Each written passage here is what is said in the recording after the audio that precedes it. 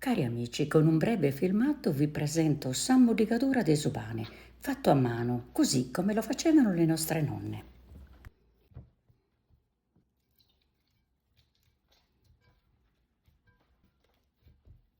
Come vedete dal filmato dobbiamo aggiungere l'acqua piano piano, bagniamo l'impasto e lo asciughiamo. Solo quando è ben asciutto aggiungeremo ancora dell'acqua.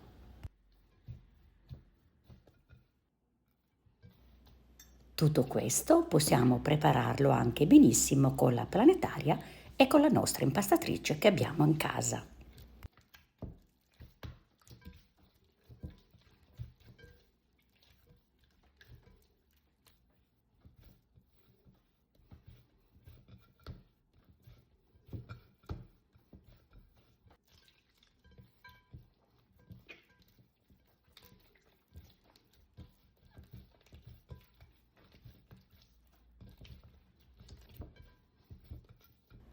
Se cercate nel mio canale YouTube trovate anche un video che ho preparato un po' di tempo fa dedicato proprio a Subania Modigao.